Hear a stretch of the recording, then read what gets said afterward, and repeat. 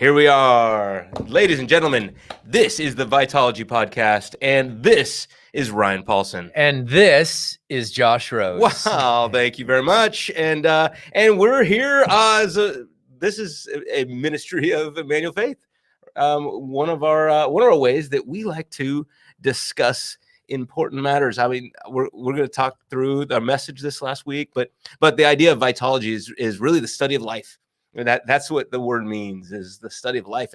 And this is what this is all about, is studying the way of Jesus, because he is the life. The life, the way, the truth, the life.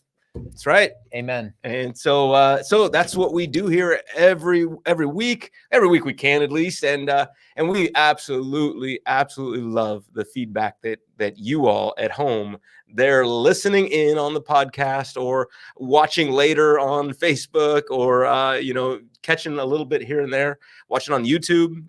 We're so glad that you're doing that. Yeah. And I hear from people who love catching us live. In fact, I've heard from some people who, still we're not in a routine yet because of all these sports and everything. We're slippery, but that's okay, because you can always watch us later. But some people really try to make it live. And if you're there, I hope that you come and say hi in the comments. Yep. And we'd love to interact with you. You know what I just did? I just shared it on Facebook. So if you want to share it, you can do that wherever you're watching it. I like it. Give a share. I like it. And so we love that, but we also love it when people ask, have a soda. We love it when you ask questions. And so we've actually got some today, at least one, and we're gonna dive in there and discuss some. But how you doing? Josh, I'm doing pretty well. Yeah. It's like you said, still coaching, baseball season. A lot of stuff going on in the church. We have our prayer night, first Wednesday prayer night tonight, which I always get really excited about, because, Jesus said, my house shall be a house of prayer. Mm-hmm. And so I love that we carve out the first Wednesday to just seek the face of God and to worship together. So I love those evenings, and I'm looking forward to tonight. So yeah, I know, it's really good. We'll be good stuff going on in the chapel. In the chapel tonight. In the chapel, and so there's still time to make it. If you're joining us live, you can come here at 6:30. 6:30 we'll be starting, and that's part of the reason. That's really the reason we're here tonight. You guys, you're not missing a baseball game tonight, are you? I will. You are missing one. Yeah. So every now and again you just have to. Yeah. And so that's okay. Yeah. But we had a fun weekend. We did. Weekend number 2 in our newly remodeled worship center, indoors. In fact, it's getting more remodeled every week. It is. We're gonna have all of our lighting will be in for this weekend. It looks like so. Okay, I'm good. so excited. They're working hard and working hard. They are. I'm really grateful for our team. And they're just doing wonderful stuff. It's amazing. No, that whole place. It every week they have to clean it up for Sunday. And then it gets all messy again during the week to get things going. And so it's kind of like a game where you got to come every week and try to figure out what they've done. Some, like the lights, you'll be able to tell if you knew, because you'll see amazing lights. Right. But hopefully you won't see a mess or anything. Yeah, you'll feel it. That's right. The sort of the ambiance will feel a little bit different. And it'll be more of what we envisioned when we sort of designed the space. Yes. So, and this last Sunday, we also had our first family fun day. That's right. So that's something that we're going to do once a month for the next few months. And we just want to give our church the chance to connect with each other. So it was a blast. It was a fun time. It rained. It was hilarious. It rained. California rained. It was like we were sitting in a big cloud. We're not talking about raining down sunshine. It was No, it actually did. We had a little wetness in the air. It's hard to call it rain. There was a little bit of it. It did for a little while, and people got a little wet, but they stuck around. It was great. It was a lot of fun. And so like you said, first Sunday of the month for at least for a while here, we'll be doing that, and it's a great time to come out. Yeah. So that was awesome. So we're back in not so normal, not so new, not so normal. Not so new, not so normal. Yeah. Now, and I love that because everybody's talking about the new normal, right? Yes. That we're going back to, as if all of a sudden this newness is going to feel normal again, right? And I think we're kind of saying, maybe normal's not really what we've been about. Yeah, that's sort of the idea behind the series. It's that normal previous to COVID, even normal during COVID. I mean, it's fractured. It's broken, and so the invitation that I wanted to throw out for people, and that we did as we thought through this series together, was how do we invite some people to something better than normal, and something not so new, in the sense of this is the way the early church lived, and so it's not new, but it's also it wasn't normal then, and it's not normal now. Yeah. And so we're using that as a way to teach through some of the key movements in the book of Acts. Yeah. So the book of Acts, and it is amazing how applicable this is to today. How the problems that we face, the issues that are going on in our world. It makes me think of the Ecclesiastes, right? Author of Ecclesiastes says that there is nothing new under the sun, right? And so here we are. It is not so new. You know what? I want to do a series sometime, Josh, entitled "Cornering Jesus" or something like "Testing Jesus," where there's a number of times where the Pharisees come to him and ask him questions. And if you read through some of those questions, there's things like politics and marriage and divorce. And a number of issues that we still wrestle with today. And to your point, it's like things haven't changed all that much. The things they're trying to corner Jesus about and testing him on are still issues that are prevalent 2,000 years later. So anyway. I love it. That would be a good one. Yeah, it'd be fun. Well, give us your votes. What do you want to hear? What do you want to know about? Then let us know. All right. Yeah. And so this last week, and I know you're already very well prepared for next week already, but this last week was the second message in this series, and we're in Acts 4, right? And give us a little kind of big overview, and then we'll dive in, because I know I've got some specific questions. All right. And things to talk about. Yeah. Cool. This message was really about how we see ourselves as a church, not as a body and as Emmanuel Faith, but as a capital C church. How do we fit into society as a whole? How do we stand out? And at the very beginning of the message, I sort of wanted to take people back a little bit. So I started with this picture of Notre Dame burning. And I wanted to subtly suggest that Notre Dame burned a long time before it actually caught on fire, in the sense that it was birthed as a church, but it turned into a tourist attraction.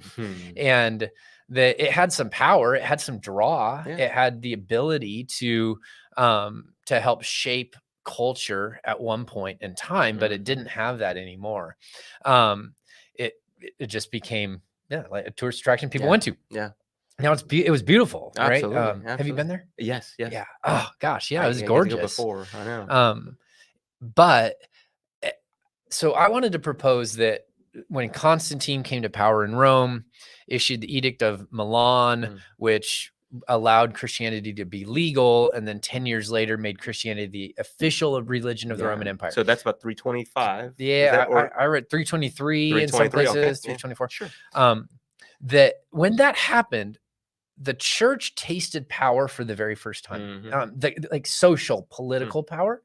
And I think we live in the wake of that Constantinian revolution, as it were, so many years later, right? So we're used to the church having some sort of political influence, some sort of social power that really was foreign to the early church. I mean, they would have never imagined that they would have any social pull. And yet they believed that they could have and did have massive influence. And so I wanted to really tease out the difference between like social power and influence in people's lives. And I'm not down on having social power. In fact, like I didn't tried my best not to knock that. I would only suggest that that isn't the same as having influence, number one, and that having influence is better. So if we have to choose between power and influence, we should choose influence, because that actually affects change in people's lives. I mean, because having power can give you an opportunity to influence. It can, right? It can, yeah. And sometimes it's used that way. But from my understanding, is the more explosive growth of the church actually happened before they had a lot of power. Yes, and at least the kind of growth that we care about too, not just in numbers, but in quality of growth. Yeah, that there was a quality there that you get stories coming out of Constantine, who yes, he made it the official religion, but it doesn't seem like historically that he really understood what he was making an official religion. It's not like Constantine was all of a sudden a really great believer. Yeah, and I mean, there's debate about whether or not he did this as it genuinely like wanting Christ to be front and center, or if it was a political maneuver to say, well, the church is gaining influence, and I want to sort of ride that wave a little bit. You know? So there's a lot of debate in scholarly circles about what his motivation was. Like he like baptizes entire armies. Yeah. As if that does anything, right? I mean, we recognize that that's not really the way this thing works. You can't just say you're all Christians, right? So, there's a great book about him that it called I forget, it might be by Peter Leithart, but he wrote a book called Defending Constantine. Okay. And as the title suggests, it has a little bit more favorable view than I had read before about Constantine's conversion and his motivation behind making Christianity the official religion of the Roman Empire. So I mean, I've heard stories about his mom was a strong believer and things like that. So now too much Constantine talk. That's not, I mean, but that does set up a key difference in the church history in a sense. Oh, that's between before and after that. I feel like you have before Constantine and after Constantine, and it is an important shift in the way that the church viewed herself. Yeah, and I think that you see that same shift, in a sense, happen in different regions at different times. So, that's a good point. When and in fact, you brought up areas in the world where the church is growing a lot. In fact, I mean, we'll talk about Iran in a bit as a fabulous growth currently. China has been places like that. In fact, I hear the same things, that the more limited their rights are as a church, the more they grow. And as soon as they get too comfortable, they stop growing. Yeah, and that seems to be true. I don't know about universally. I don't know enough to say that, but that does seem to be true. Yeah. And at least you've got to fight against it, I think. And as churches, we've got to work hard in a sense to not get lazy. Yeah, I mean, and every organization and person has only so much energy, right? They have only so much focus, only so much that they can pour themselves into. So churches like the underground church in China, like the church in Iran, they're not pouring energy into defending their rights, which I'm not saying is necessarily a good thing or a bad thing. I'm just saying they're not utilizing energy there because they don't, that's not even a thought in their mind, just like it wasn't a thought in the mind of the early church. And so their energy is going more into becoming disciples and like trying to figure out what it looks like to live in his way with his heart. And there's huge benefits to the church having rights, huge, but there is also energy necessary to maintain that. Oh, right? Absolutely. Absolutely. And no doubt we would much rather have rights to do the things that we're doing, to have a room where we can do stuff like this. Right. I mean, that's it's better that way. Right. Absolutely. At least it's better for us. And I don't know. This is where maybe there will be times when we won't be able to. Yeah. And yes, we'll mourn that, but maybe that's God saying, well, I had to push you a little bit more into some territory that you're just not. Oh man, I was struck this week. So I was studying for my message this weekend, and we're going to be in Acts 11, but it talks about it, and it echoes what happened in Acts chapter 8, but that God used persecution to move the church. Yeah. And he had commanded them go into Jerusalem, Judea, Samaria, to the ends of the earth, and they got fairly comfortable in Jerusalem, it seemed like, and it took persecution to drive them out. So it says in chapter 8, verse 1, I believe it is, that when when Stephen was martyred, that the church scattered, and as they did, so did the gospel. So did the You know, gospel. it's this picture of like God sovereignly continuing to work to move his church forward, as if to say, if you're not going to embrace the mission willingly, then I will help you do that. Man, it's like they were saying, you know, they're comfortable in Jerusalem. Well, we got one of the three, Jesus. Yeah. You know, you told us start in Jerusalem, and they might have said, well, you know, down the road. But God's like, no, this is the time. That's good. That's good. Deb here is, or excuse me, Debbie Hill. I've never, you know, maybe we should start calling her Debbie Hill. Anyway, how much influence do you think the church has, she's asking, on our culture today? How much should it have? Should the church ever be involved in political issues, and how? Yeah, those are three really good questions. Let me go from the bottom and start of working my way up. Deb, great question. Should the church ever be involved in political issues, and how? And I would say absolutely yes, they should, because politics literally just means our community life together. Yeah. So our common life, as it were. Poly. So that's the idea. And so I don't think we can really exist and not be a part of it. We're a part of it. The question I think she rightly asks is how. And that was another question that came up in response to this message was, okay, should we engage politics? And if so, what should be our posture? And I would just simply say the how of our engagement with politics is a part of the message that we give.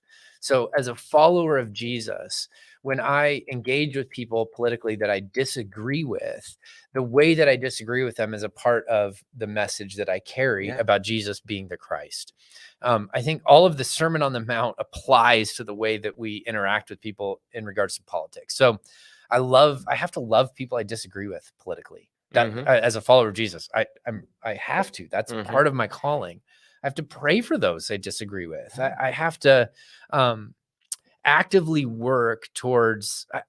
Here's what my hope would be: is that Jesus followers would actively work towards solutions that are for the good of people.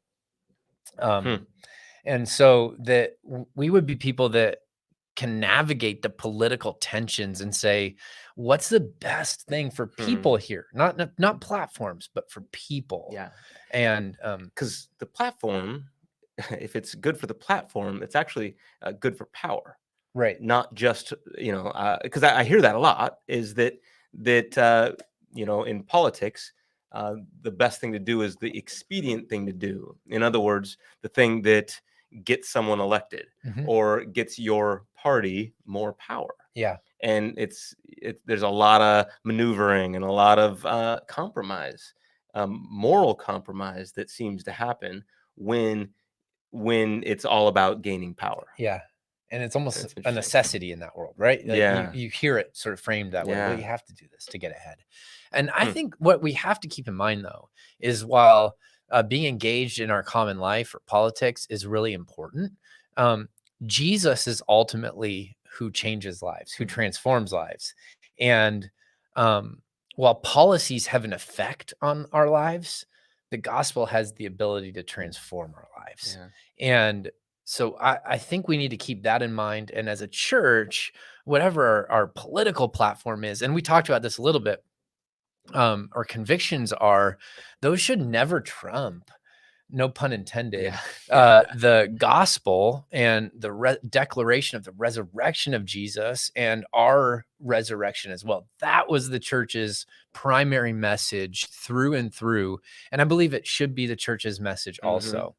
And it's easy to get sucked into making our message about whatever the current event is of the day. Yeah. But I think the early church would caution us to pull back a little bit and to use our collective voice wisely to point to Jesus. Yeah. And so, but back to Deb's question, because, individuals can be a part of, and should be a part of politics, and the church is made up of individuals, but should the church collectively, as the church gathered in a sense, should and how, if we should they be involved in politics? Ooh, now that's a different question than Christians being involved in politics. Exactly. Yeah.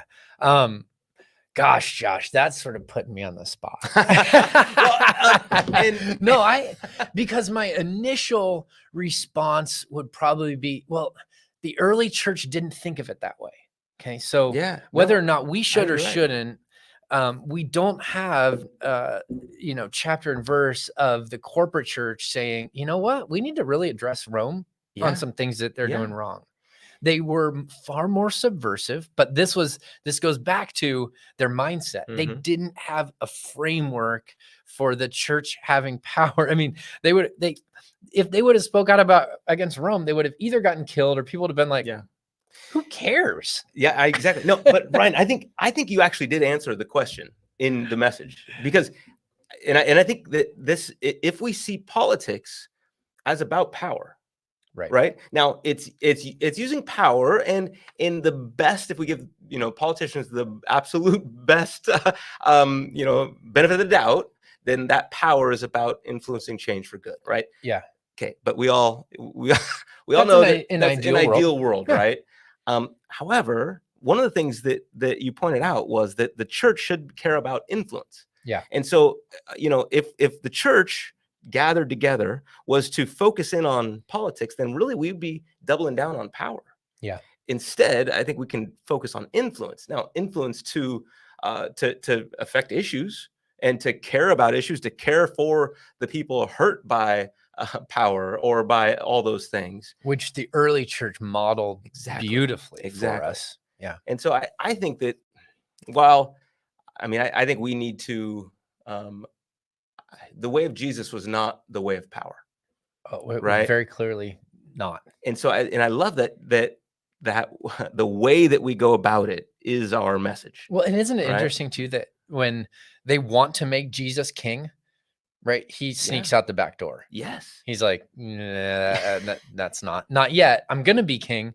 And you'll see, and but actually not through power, through love. Exactly. It was a different way of getting there. Yeah. And so, I think we can, I think we've got to find ways to care about the issues, without, in a sense, caring about the power. Yeah, that's a game changer, isn't it? That's a different type of focus for our energy. Yes. Yeah. Oh yeah, it really is. It's a different way of looking at this whole thing. And yet, that's kind of the way that everything, the way that media, that news outlets, all those things, all of them, whatever sides, which is a weird thing to say, sides on about news, right? It's not really facts. We realize that nowadays, right? It's whatever slant it is. They're all pushing us to kind of take sides and to double down on power and creating power, because they want power. They want that. And instead, I guess the question, how do we have influence on those issues then? On the issues or on the people? Yeah, well, maybe that's the answer. Because both. Yeah. We want influence to, we want this to be a safe world, right? Yeah. Oh, definitely. We want this to be a world that treats people well. Right. The sort of the vision of shalom, right? Yeah. That God paints in the very beginning, Huh. the kind of, I would say, how do we do that? I think, I always go back to the Sermon on the Mount as Mm. the playbook, as it were, Mhm. for a disciple. How do we have influence? I guess we could start with treat people the way you want to be treated. I think we could branch into pray for those that persecute you, bless Mhm. those who curse you. I think we could talk about being generous Yeah. towards people. I think we could be people of our word, and let our yes be yes and our no be no.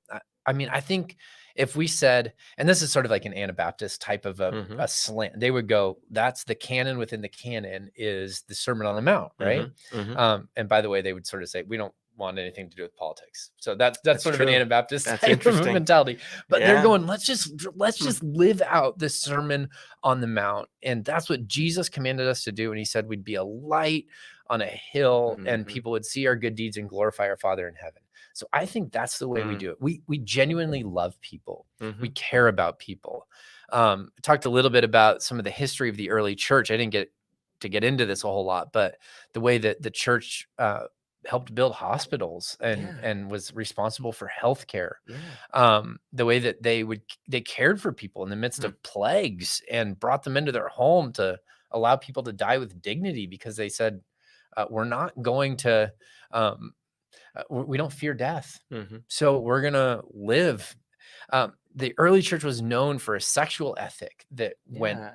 very contrary to the world that they lived within, and it started to give them great influence. Mhm. It started to give them influence among the poor who weren't Mhm. valued, among women who were seen as secondary citizens. Yeah. And when people were valued, they came to the forefront. They came to the church to see what was going on, and the Mhm. church had influence because they really lived out people matter Hmm. and are valued, and they're created in the image of God. And so man, I just think our playbook, my hope is that the church gets back to the playbook is the Sermon on the Mount, but really the teachings of Mhm. Jesus and as they're applied in the epistles and the New Testament at large. But Yeah.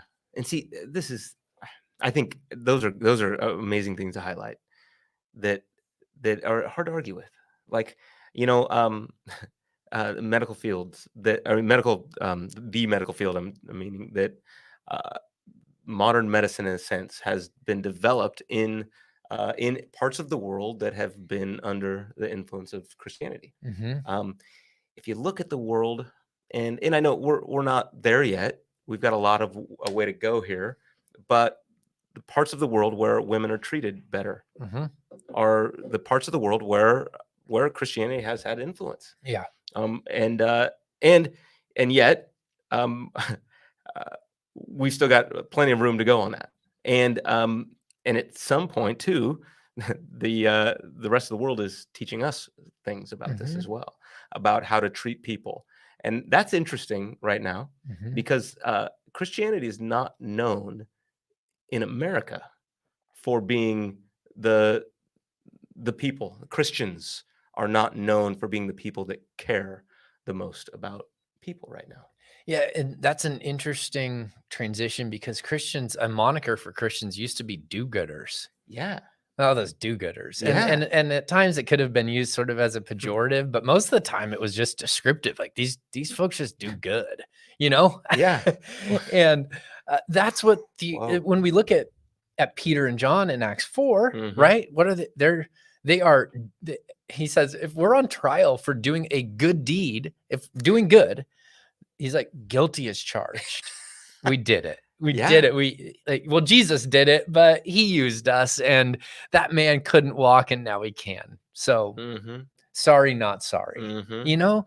And man, I don't want to oversimplify something that is complicated. And Hmm. I just want to give credence to that. It is. It's hard to know how to engage our current cultural moment. It's difficult, but I do think that committing to love, like we talked about Sunday, is the pathway forward. It is the way of Jesus. And I always say we don't get to choose if we love, but we can choose how. And so as a church, I think we get to engage with God, to ask the Spirit how he's leading us in our current day to be a force for good and for love in our world, for the glory of Jesus, ultimately. Yeah. I love you did bring up kind of three things that we've got to continue to do. One is expect opposition, right? Yeah. And here's the reason that's important. Yeah. Sorry. Yeah. Okay. Please. No. But Yeah. I think if we don't, I think we're going to respond poorly when we're opposed. Yeah. Okay. You know, true. We're gonna start to lash out. We're gonna dig our heels in a little bit, you know. But Jesus, when he talked to his disciples, I mean, I always joke that he gave like the worst pregame speech of all time. He tells his disciples, "You are going in like sheep among wolves." Yes. And I'm like, I always joke, if I were a disciple, I'd be like, "Hey, didn't you mix up your metaphor, Rabbi? Aren't we the wolves, and we're gonna like go and ferociously take over, and they're the sheep, and we're gonna be victorious?" And he's like, "No, it's gonna be a bloodbath, and you're on the wrong end." Yeah, but at the same time, Jesus was also the same one who said, "Hey, come follow me. By the way, pick up your cross. Pick up your cross." Yeah, he was consistent, and not pick up your cross and go burn it. No, I mean, that would have been great. Yeah. No. So he tells them that, but then he also gives them power to drive out demons, right? And so, or authority, I guess is actually the technical word there, to drive out demons. And so there is an aspect of them having an authority and a power and an influence, but them also not being loved and just welcomed. The red carpet isn't rolled out for them. And I think that's important for us to remember as a church at large in the States, that opposition is part of what we should expect as Jesus followers. Yeah, that's interesting. I love, I don't have this quote again. Here, I'm going to go back to C.S. Lewis, and I'm going to try to say something that he said in words that he probably says it better. So you'll have to look this up. But C.S. Lewis, in talking about, he's talking about politics a little bit. He's talking about this idea of expecting opposition some, and it's about the issue of divorce. So in England at the time, apparently they were trying to create laws that would make divorce really, really difficult. And a lot of the Christians were saying they should do it. And C.S. Lewis came out against it.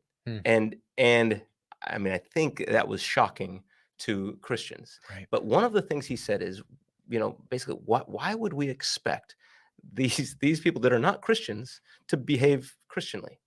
In fact, we should expect them to oppose this and to live differently. And we should have marriages. We should live lives that are so very different. And even talks about like, let's have other kinds of marriages, whatever that is, but ours should be so different that they stand out. And that's the opposition that we don't expect everyone to just buy in and say yeah, that's great. We expect, what you're saying is expect to look different. Yeah. Expect to be different. We are different. Right. Yeah. And should be. Yes. Yeah. Yeah. And I think that's the way that influence seems to have happened within the church in seasons where she's flourished. And I think of even the early church and how did they flourish? Well, they created a very subversive but different society, right? It was, if you're with us, you're cared for. You have enough. And it was so different from the outside world that the world looking in went, yeah, they didn't legislate the change, but what they did was they created a better way and they invited people to be a part. And I think that's the way that the church has, in really healthy ways, had massive influence. Yeah. And so just to be clear, see, so Deb here is asking a follow-up question, and because I think we're being a little slippery with what we're saying, and because this is a tricky one to deal with politics, and what's the church's role. But she is asking, wouldn't the church trying to influence politics cause dissension, disunity? Okay, just to be clear, I don't think we're saying that the church gathered should be about politics. Correct. But it should be about influence. Yeah. Not necessarily influencing politics directly, but there's a bit of a roundabout way. Absolutely. And that Christians should be involved in the political arena. Just like I hope they're involved in every aspect of society. I hope they're involved in entertainment. I hope that they're involved in medical. I hope that they're involved in, you name it. I hope that there are Christians who are bringing their full self as disciples of Jesus to the table in whatever vocation God's called them to. But I think the church, capital C church, needs to, and this goes to our second point, clarify the message, right? That our goal needs to be, man, we're about Jesus, him crucified and resurrected. And so that should be our focus, not necessarily on politics as a big capital C church. So yeah, I totally agree with Deb. The church trying to influence politics cause dissension and disunity. Absolutely. And the church should be big enough where there should be people on both sides of the aisle, or however many aisles we one day have, in the same church. Yes. Because they're able to be, because of their allegiance to Jesus, they're able to be outside of their party enough, while having a foot in it, outside of it enough to be able to name where they feel like it's off and to be a prophetic voice towards something better. Wait. But you don't mean like having, Democrats and Republicans in the same room? Yes. Really? Yes. That could be really dangerous. Worshiping the same Jesus? Yes. I'm just kidding. Yes. Because there's something more beautiful about that. I think that's redemptive. That's a picture of, I think, but what both of them have to do, Josh, is they have to be able to say, my party doesn't get it perfect. And I'm a part of the kingdom before I'm a part of this party. Yeah. And that's really, the early church, like we've talked about, they didn't have this sort of like quest for power because they didn't think it was possible or even registered in their mind as a possibility. But we do see them being about the kingdom in the midst of a Roman Empire. But can we at least say their party is idiots? I mean, can we at least? No, I'm joking, but that's very much our attitude. I'm joking, and I don't. It's not funny. I hear that from people in our church. I hear joking and comments that are downright terrible about the other side. Yeah, as if we don't want anything to do with them. Yeah, and the unfortunate part about that, Josh, for me, is I think that when we do that, we lose the ability to have influence, which is the thing that we want more than power, and to actually affect people's lives for Christ. And so one of my the lenses that I try to wear is this going to cause me to lose influence? Is it going to cause me the ability to lose? Is it going to cause me to lose the ability to speak into somebody's life about who Jesus is? Yeah. And if we write people off or demean people or build a caricature and a straw man, then we eventually will lose the ability to have influence in people's lives. Yeah. And like you said, the quest for power often demands that we do that, which means that if we go after power, we inadvertently lose the ability to have influence. Well, and that's exactly because of the way, what you said, that the way we respond. So whatever we do there, if we respond in anger and in terrible words and put downs and all those things, that way becomes the message. So we become people who belittle people, right? Or who talk poorly about others, who don't value other people or other opinions. And that becomes the message of what we're about. When a church can't get along, when a church now, and this is interesting, what if the church is just full of people that all have one idea? What does that say about a church? Or on one side of a political spectrum or something like that? I mean, that it seems like, I'm just processing this out loud, that seems like it could be quite dangerous. Oh, I think so. I think as we look back through history, we see movements like that uh, get unhealthy. I think of the church in Germany, right, where it's the church sanction, sorry, the state sanctioned church, right, that is able to be legitimate, and they're complicit within the Nazi, Holocaust. Absolutely. So that's an example of a way that has played out over the course of history. I also think if there's no differentiation, I mean, that's essentially what you have in political rallies, right? I mean, that's sort of what you have. So the question is, what differentiates it from that? And like, what differentiates us is, well, Jesus and worshiping Jesus, and some of the ways that he commanded us to live and to love our enemies and to forgive people and to, all these things that are very unpopular if you want to hold on to power. And and that's one of the inconvenient. Yeah, totally. And that is one of the neat things, that there are, and then people get confused by this. I realize that, but there are incredibly strong, wonderful, Jesus loving, Bible believing, resurrection touting, right? People who are resurrection Christians, who we will spend eternity with, that believe the exact opposite in political views as you. I mean, that's for all of us. Whatever they are, whatever those political views are. Those views are, And at the same time, I think that there are Christians at the forefront of all of those movements, of the, I mean, I think of everything. Obviously, there's Christians at the forefront of the anti-abortion movement, but then there's Christians at the forefront of the environmental movements. That there are solid Bible believing Christians. We often think that those are like opposed.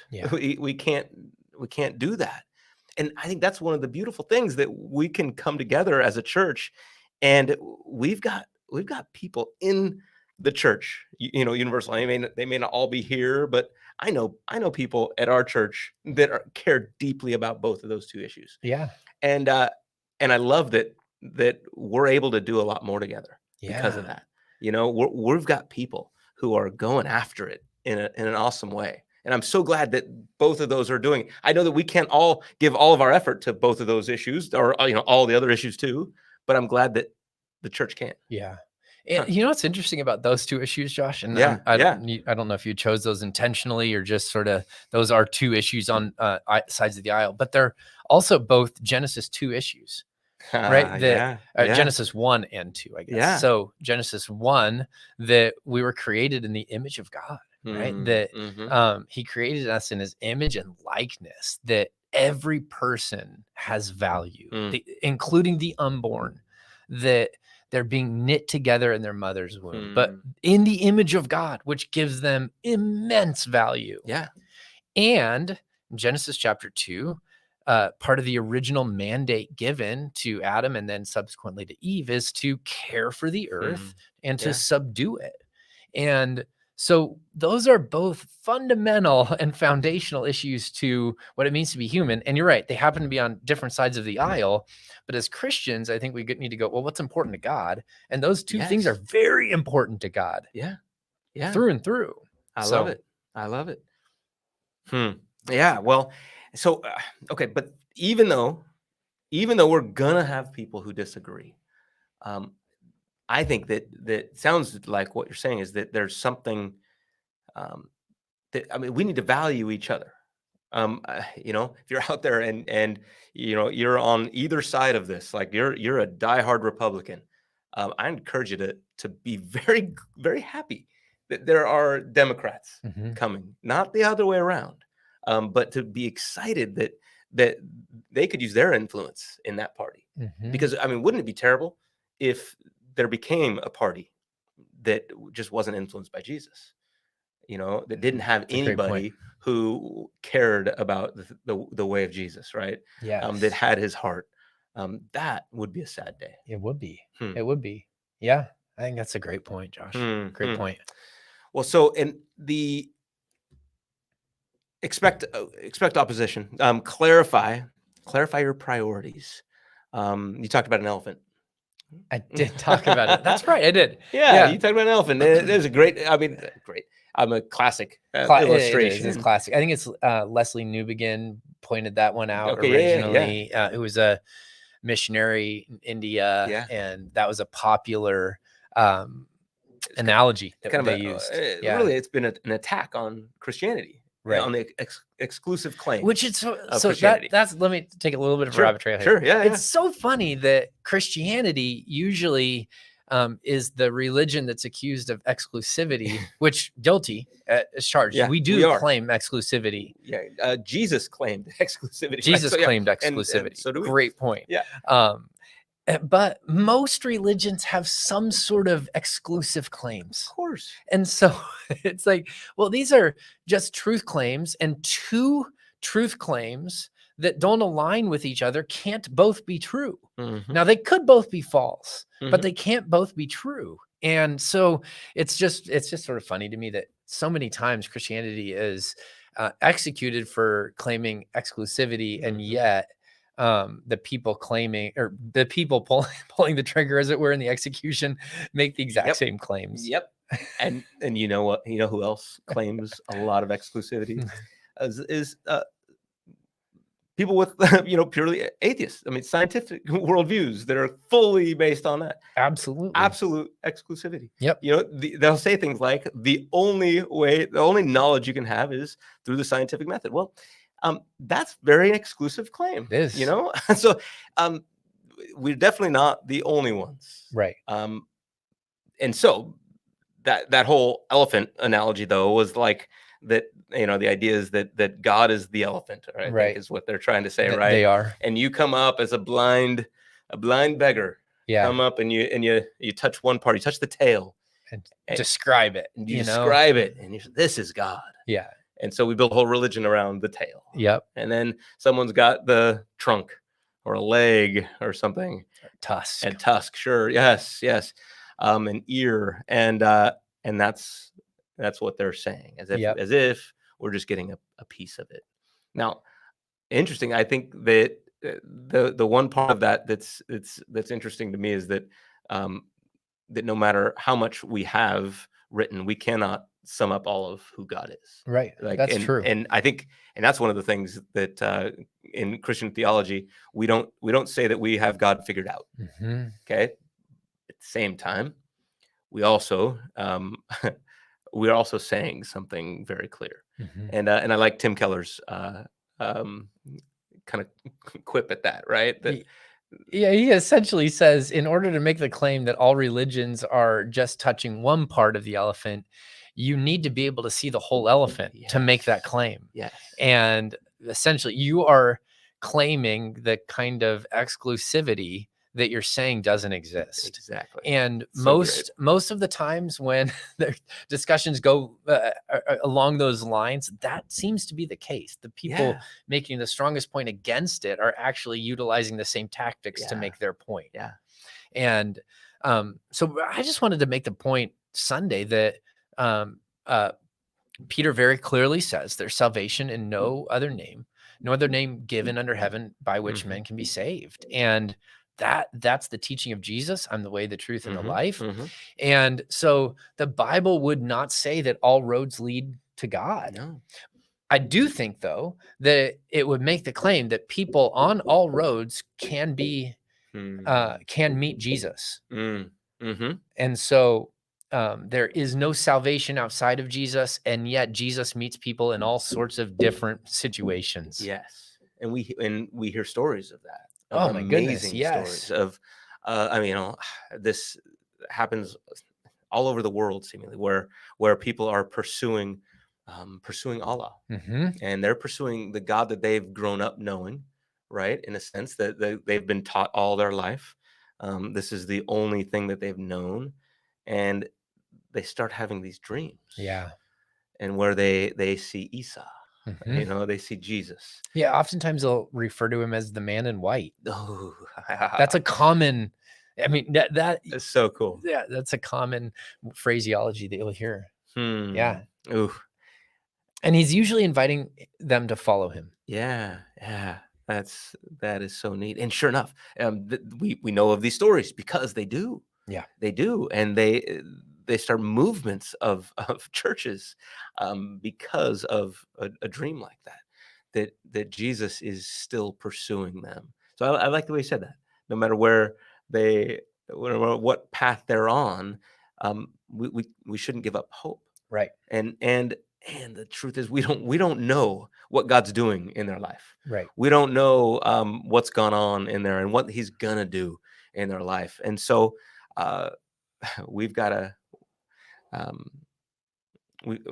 think that I think we're people of hope, right? And so let's be hopeful to be that they will be reached, that they can be reached, that if we can get there, let's do it. And this is why we support missionaries and Bible translation and all that stuff. Yeah. That is so very important. Absolutely. And we do that because of love. Let's commit to love is our challenge. Yeah. I like the combination that Peter brought in Acts chapter 4 of a strong gospel proclamation that Jesus is the only way, and coupled with take my hand, rise up and walk. Yeah. And it's not either or. It's not just let's meet your physical needs, because you have genuine needs that Jesus cares about. And it's not just here's the message and respond to it. It's both. It's rise up and walk, and let me tell you about the Jesus who's healed you. And I love that. And actually, that the devotion I wrote this morning is about that very thing, about how people argue with ideas all the time. And that's one of the things I love. And I think that the point of this is that we're not just a religion about ideas. No. Okay, we've got some good ideas and the best ideas. Yet you can argue with ideas, and even really good ideas. Those people, those religious leaders that were there and saw all that, most of those probably went to their grave arguing with the ideas. But I love there's a statement in there that says that they had nothing to oppose, right? Nothing to oppose them. They couldn't say anything about it. What are they going to argue with when there's a dude standing right in front of them that used to be used to be lame? Now I don't know, you guys. He used to be crippled. Now he's walking. Yeah, you can't argue with that. No. So you can argue with ideas all day long, and people always have some sort of hang up, but you just can't argue with a good deed. Yeah. With being healed like that. And that's powerful. I think the church bringing both of those together is the future of the church. And right now, I think you sort of see this duality, right? Where you have some churches that, in my opinion, have fairly weak theology, but have a strong social push. Some people would call it just the social gospel. And then on the other hand, you have churches that have strong theology, but don't make a big difference in their neighborhood or their city. And I think the early church really married those two things. They didn't ever create some sort of dichotomy there. It was about both of those things from the very beginning. And I think the church of the future will be the church that reunites good biblical theology and willing to say Jesus is the only way, and to be willing to say, take my hand, rise up and walk. Yeah. In all sorts of different ways. Yeah. I think so. Cause I hate to say, I think that the one that has as you said, they have a perception that they have a strong theology. But if they're not doing anything, I don't think their theology is as strong as they think. Probably. If it's not causing them, if it's not compelling them to be in the world, to care about the lost, to care about people. I mean, James would say faith without works is dead. So there's deficiencies on both sides, and there's deficiency in theology on both sides. And in the same way that the church that may have or not care as much about theology, but is out doing things, I think there's a theological issue there that they think somehow that's gonna save them. That's what salvation is about, and that's not exactly it. Yeah. And yet there's there's a middle ground there, where it's actually better theology. Mm-hmm. And I love that. That's what we're going for. Sort of, yeah, marrying both of those things. Mhm. Yeah, absolutely. Wow. That's a church I wanna go to. Me too. Me too. Let's find that church. Let's be that. Or Let's be that church. Yeah. Let's be yeah. that church. All right. Yeah. Well, you guys, we're not that church. We want to be that church. Okay. We really, really do. I think every hard. every church that's honest is going, man, Lord, there's some areas we can grow. And we're on that journey as well. And take it seriously, because we believe that Jesus wants to not only do a work in us, but also through us. So. Well, and I know there's so many out there. You're joining us out there. You want to be a part of that church. And we're going to keep trying. We're going to keep working together. We need you. We need each other to do this well. And we need to learn how to live the life that Jesus called us to live. And so that's what this is about. This is what we'll continue to do. And we're so thankful to spend this time with you. Thank you for listening in. As always, we love your questions. If you want to follow up on anything we've said today and past, anything you just want to talk about, hear about, send an email, questions@efcc.org. And we'd love to figure out a way to work that in. All right. We will. All right. Yeah. Well, Josh, thanks, man. Thank you. Thank you, everybody. Thanks for joining us, you guys. Have a great rest of your day. Bye.